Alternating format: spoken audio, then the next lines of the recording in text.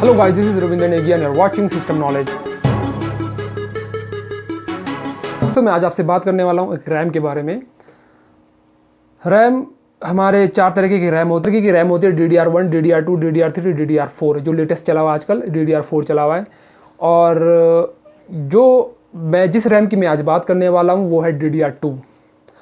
अगर आप इन चारों के रैम के डिफरेंस के बारे में जानना चाहते हो तो प्लीज़ कमेंट कीजिए और लाइक कीजिए और सब्सक्राइब कीजिए।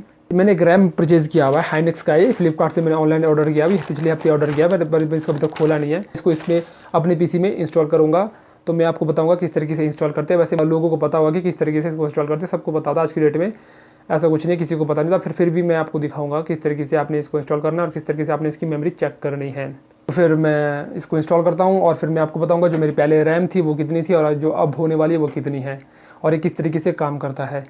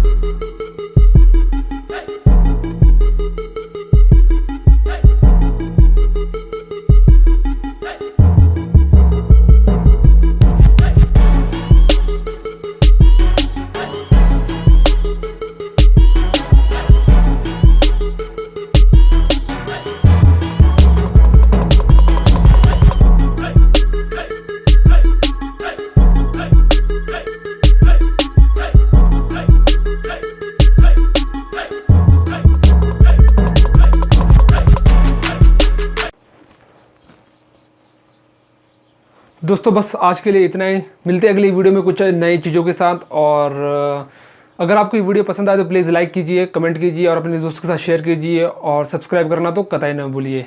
Bye bye.